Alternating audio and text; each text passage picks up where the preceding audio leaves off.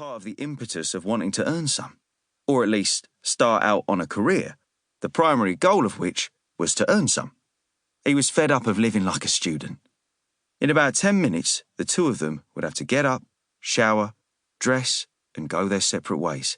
Sam to Heathrow and a flight to Bangkok, and Al to the City of London and his first day at the venerable banking institution of Trenchart Colville. In the meantime, he wanted to keep on listening to those little gasping noises she made, sounding more sweet than ever, as though forming a delicious little coda to the happiness they had shared. But the only way to keep the music playing was to get busy. Looking up at her, she straddled him. He smiled and gestured with his head, a little signal they both understood, and they moved together, a perfectly executed barrel roll, the practiced fluency and precision of which was as reassuring as ever. They smiled at each other once again in acknowledgement of this, and kissed before they pressed on, enjoying each other, as Al listened to those little gasps and their acceleration and frequency as the soon-to-be exes sprinted for the finish to lie silent and breathless under a thin glaze of sweat, with the knowledge that this was the last time that they would be naked in each other's arms. "I love you," he said, and he meant it. "I love you," she said, and she meant it too. They kissed again. It was awkward walking to Fulham Broadway Tube. They held hands. Al carried Sam's rucksack. He was never very good at goodbyes. Sam cried a little. He wiped away her tears and they kissed outside the entrance to the station. "Give me a call when you get to Bangkok," he told her.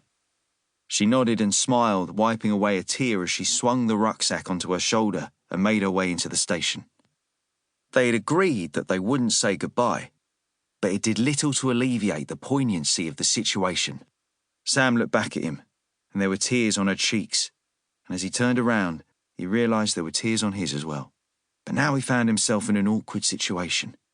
He needed to catch the tube to work, but he didn't want to bump into Sam again in the ticket office. That would have ruined the moment. So he went and bought a copy of The Sun from a newsagent and, tucking it under his arm, made his way back to the station and down into the London Underground. Luck was with him.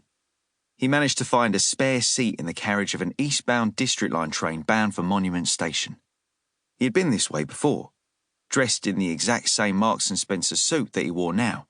He had attended open days and graduate training fairs during his quest for a job in the city. Since his decision to work in investment banking, he had attended a number of events. They bored the shit out of him, but they didn't put him off. He wasn't going to work in the city because he wanted to be entertained. It was probably curiosity more than anything that had really spurred him on to apply to all those banks.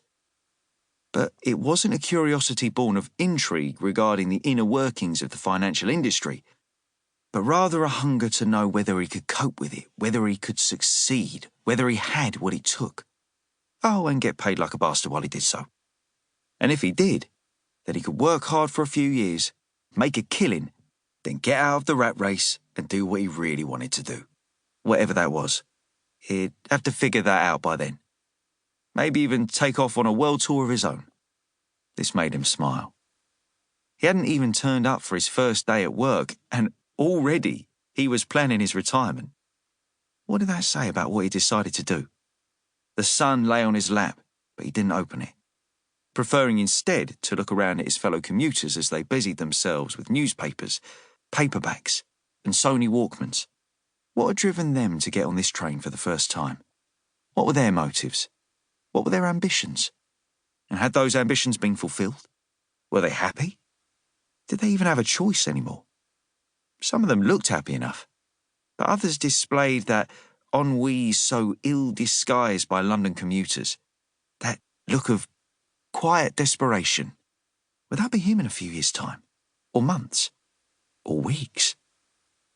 At Monument Tube Station, Al was disgorged onto the pavement, borne aloft on the Underground's warm breath. The commuters moved in a pack, but there was no camaraderie, no team spirit as far as he could see. It was every man for himself, every woman for herself too. And there were plenty of women. Young, smartly dressed, groomed and fragrant. Less than an hour.